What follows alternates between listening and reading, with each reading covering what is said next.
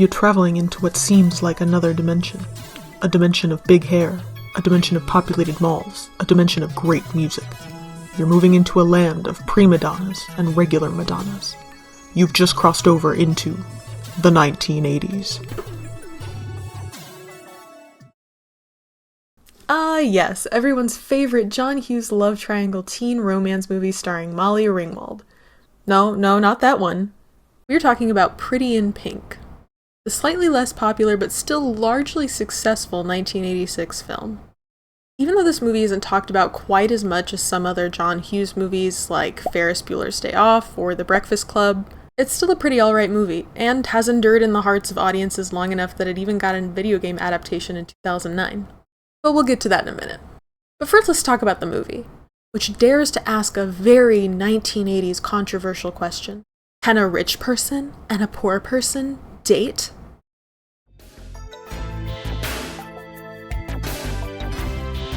Molly Ringwald plays Andy, and her main personality trait in the movie is that she's poor. Her other personality trait is that she's fashionable, or so I'm told. Anne makes a lot of her own outfits. Is this your latest creation? Uh-huh. This is it. Okay, now I have a few problems with the representation of her being lower class, but the main one is, look at the car she has! It's adorable! Look at the color!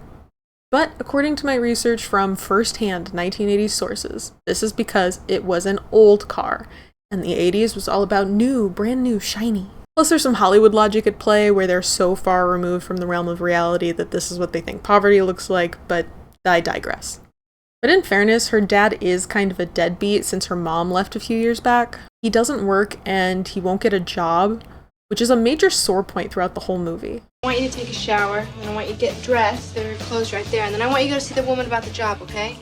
Today, you promised. So it seems like she's the one supporting herself and her dad by working at a record store with Annie Potts. Which, by the way, Annie Potts, best part of this entire movie, and maybe any movie. I can't believe we don't talk more about how cool Annie Potts is. You know what an older woman does for me? Changes your diapers. It's after 7. Don't waste good lip gloss. Such a waste that I run a lowly little retail outlet. No, not if you're good at it. I wouldn't bet should I be a whore. The main premise of the story is that Andy is caught up in this kind of love triangle between her best friend Dokie. Hi, Ducky. How are you? Not all that bad considering I'm in this dump. And a new guy, Blaine. This any good? It's hot. White hot. Good, I'll take it. And I say kind of love triangle because it's really Blaine and Andy seeing if they can make a relationship work, while Dokie unrequitedly pines for Andy. I mean, one of the poster taglines for this movie is, he's crazy about her, she's crazy about him, he's just crazy. Which is not usually how we hear characters in love triangles portrayed. But let's talk about Dokie, who's played by John Cryer. Dokie is a lot to take in.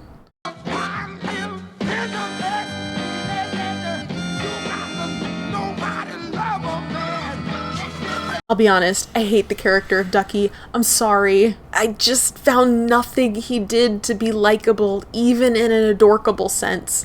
Come on, don't stop. Give me more. Yeah! I mean, this is the first thing his character says. Ladies, listen, I may be able to work out a deal where either one or the both of you could be pregnant by the holidays. What do you say? It seems like there are moments where he could be a quirky kind of charming, but it's just cringy when he does it. Now what now? Bed. Yours or mine? Ours? Nice try. Okay. In every scene, this guy totally sucks. Maybe it's just because he's full-on obsessed with Andy and actively stalking her? I'll ride by her house on my bike. I'll do it like 100 times in a day. Not to mention all the horribly annoying and borderline possessive way that he treats her. Pulling the alarm while she's at work. Baby pumps out about 300 decibels, huh? Could you do this? Repeatedly calling her. 6:15, Dale again. Says touche instead of touche. Touche. Like, what's with the Eddie Murphy impressions. Yo, man, next time I'll kick your ass. That'll be that. I'm just kidding. It's a joke. And the way he absolutely freaks out when Andy says she's going on a date with Blaine. No, what? Andy, you really pissed me off, because they shit all over everybody, including you. I can't believe you'd be this stupid. In my opinion, this makes Andy's interest in Blaine all the more appealing. Blaine is played by Andrew McCarthy, and his main personality trait is that he's wealthy. Or as they call them in this movie, Richies. You know what they call Andy and Dokie and all the other outcast types? Zoids. It's just inches away from being a Disney Channel original movie. But we can also assume that Blaine is really smart because the way that he introduces himself to her is through her computer. In the school library. Yeah, isn't this crazy? He just takes over her computer and sends full images instantly? In 1986. Okay, but seriously? Look at how cute Andrew McCarthy is. I don't know how Duckie's supposed to compete with that. So this interaction is what sets our whole premise into motion. Can Andy and Blaine date when he's a Richie and she's a Zoid? They attempt to go on a date where Blaine takes her to a party at his friend's house. Horrible date idea. Look, it's quieter up there, okay? Come on. These hands will remain in these pockets, I swear to God.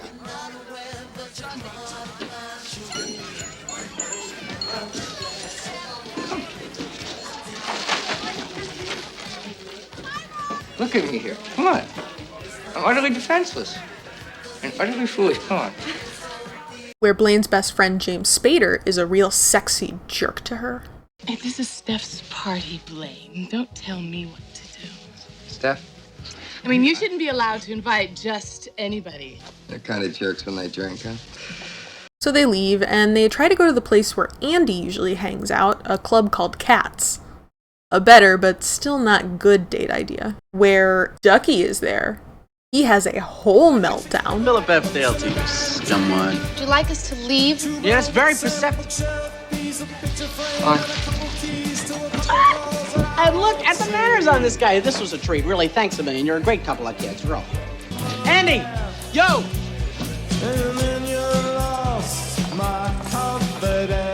You've been replaced. Well, that sucked. I was with you. I had a great time. If I was in a Turkish prison, I'd have a great time with you. Feel any better if I asked you to the prom?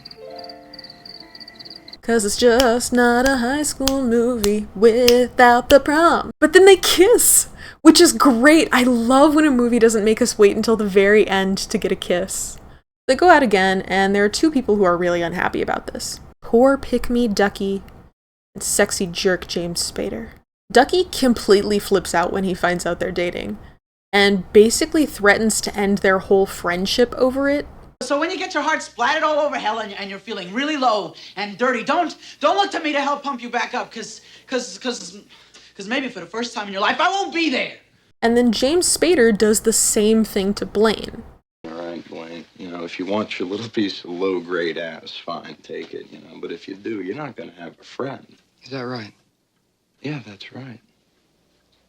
And I know we've been joking about what a sexy jerk he's been all throughout this movie, but come on. How is there more sexual tension in the scenes between Andrew McCarthy and James Spader than between Molly Ringwald and John Cryer?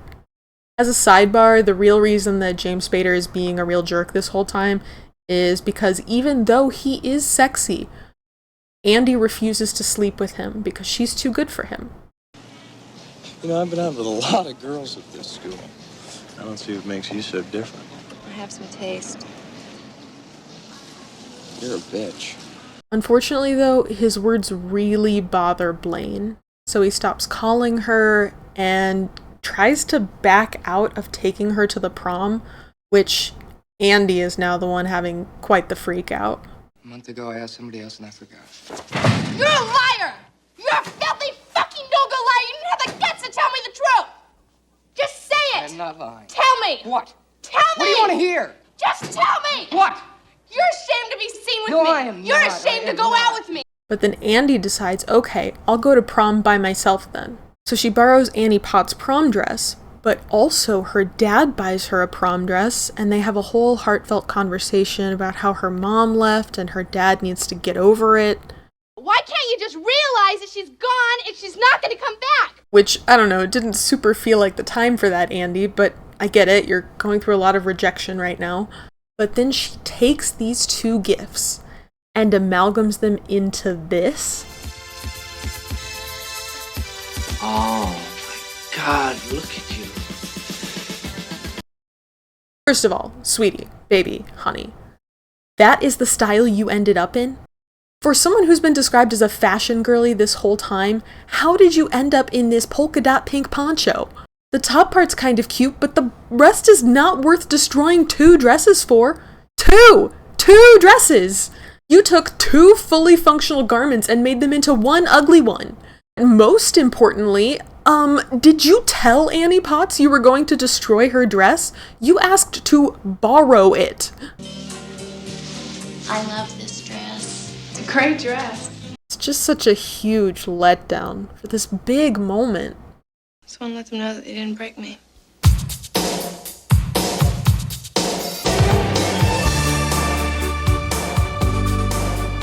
Andy shows up alone. And just as she's starting to lose confidence, thinking of bailing, there he is!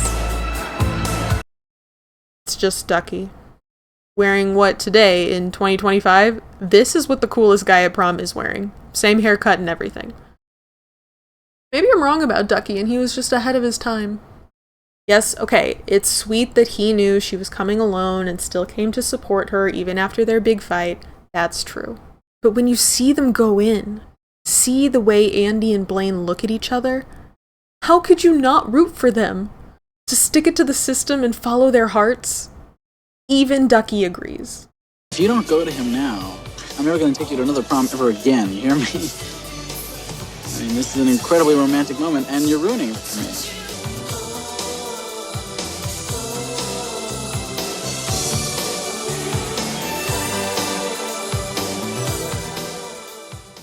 Some people are really upset by this ending, but to me, it just wouldn't have felt right if Andy didn't end up with Blaine. I mean, really, what does that say? No, poor people can't date outside their class, they only get to date other poor people?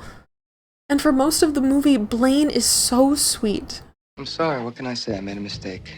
I overestimated my friends. He even tells James Spader to take his smug, sexy jerk face and buzz off at prom. You're telling me I'm supposed to pick Dokie over this? Get in the comments, Gen Xers! I know you have opinions on this! Fans of the movie and haters of Blaine love to point out that the original ending John Hughes wrote had Andy ending up with Dokie. When we tested it, they loved the movie, and at the very last moment when Molly wound up with Dokie, they booed. The original ending to Pretty in Pink was very different than the movie as it stands now. And you can actually find that there was a novelization of Pretty in Pink written at the time that had the original ending because it was written from the original script. Well, obviously, we need to see how that original ending plays out.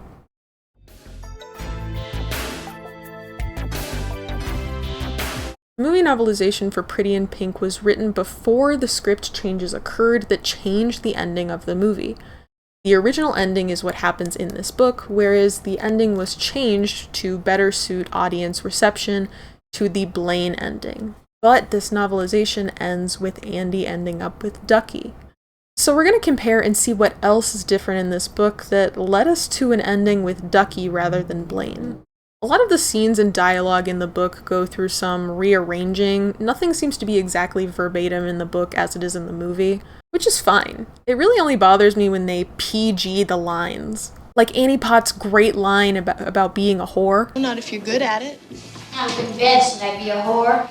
In the book becomes, hey, I'm a great cook too, doesn't mean I want to make a living at it.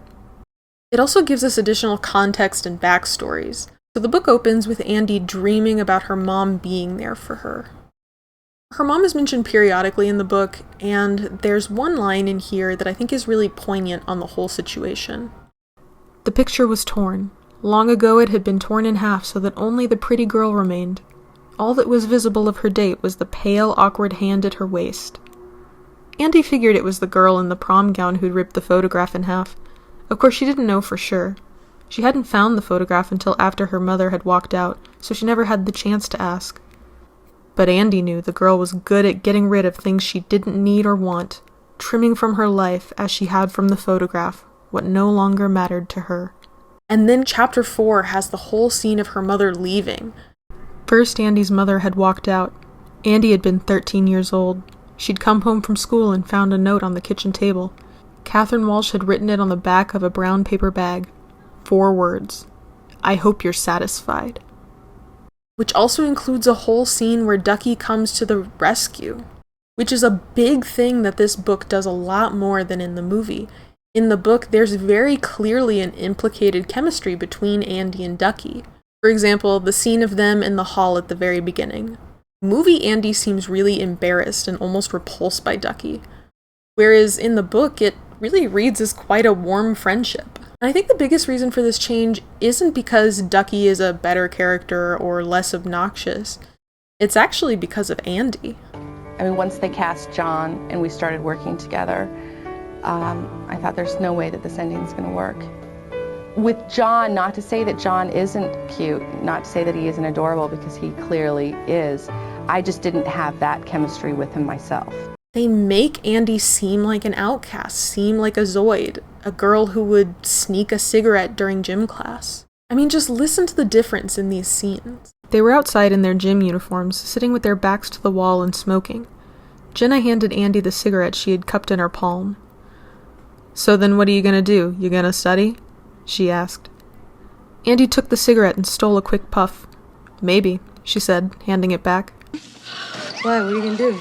Stay at home. Yeah, you gonna study again? Probably. Would you put that out? What was that, Miss Holman? Gym teacher asked. I said she won't if she keeps messing with me, Jenna repeated. She narrowed her eyes at Dietz, daring to make something of it. Won't what? Won't be able to write her phone number on the wall of the boys' John like she usually does, Miss Dietz, 'cause I'm gonna break her arm. What was that, Miss Holman? I said I hope they shrivel up and fall off. You hope what shrivels up and falls off? Her breasts, Miss Deeds. Shut up. Walsh. Miss Dietz turned to Andy. Do you share your partner's attitude? She didn't, of course. She thought Jenna had a big mouth and a bad temper and that she was always a fool to let those creeps goad her. But Andy couldn't bring herself to say no. Jenna was her friend. Feeling trapped, she looked helplessly at the gym teacher.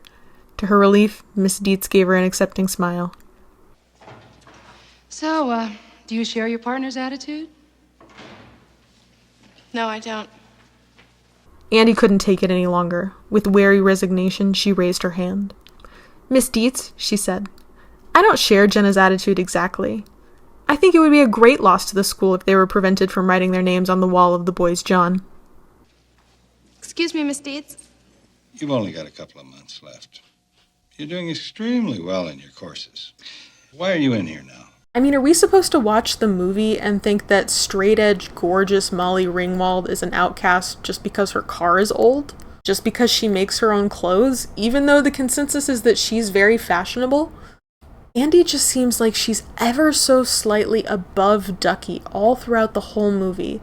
Like she's just waiting to be plucked out of obscurity and rescued by someone. Seriously, though, you're a very smoky alternative for this. It's the Duck Man's loving life. Shall we? You ever had one of these? I don't think so. Plus, in the book, it really does feel like Ducky comes to the rescue at prom. Here, let me just read it to you. They stepped up to the edge of the dance floor, and the people who saw them stopped dancing. Blaine was among them. He looked over his shoulder to see what others were staring at, and then he dropped Kate Hanson's hand. He stopped dancing and turned towards Ducky and Andy. He was mesmerized. Andy was smiling too, though she hadn't seen him. She just looked across the dance floor, not focusing on anybody, just feeling Ducky's hand on hers, just knowing he was with her and smiling. She took Ducky in her arms. The orchestra began to play again. Ducky grinned, and then his face froze with terror. Andy, he whispered, I can't dance. Neither can I, she said through her unwavering smile. Are we crazy?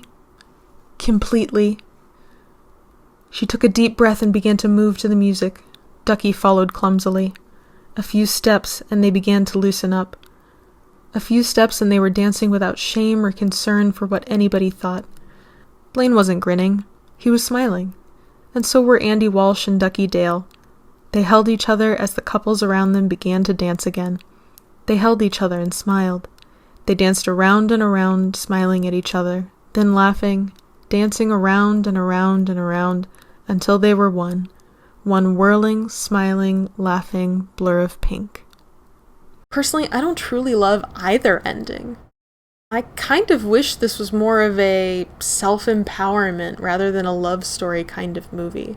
While I do agree that I think it had to be the ending with Blaine, I think it also could have handled an ending where she just accepts herself as she is and doesn't necessarily end up with anyone.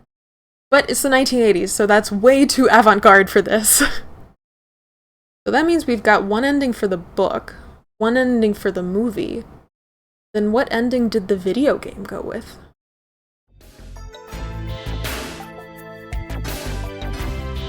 The Pretty in Pink video game was released as part of this OMG High School 3-game pack for PC in 2009.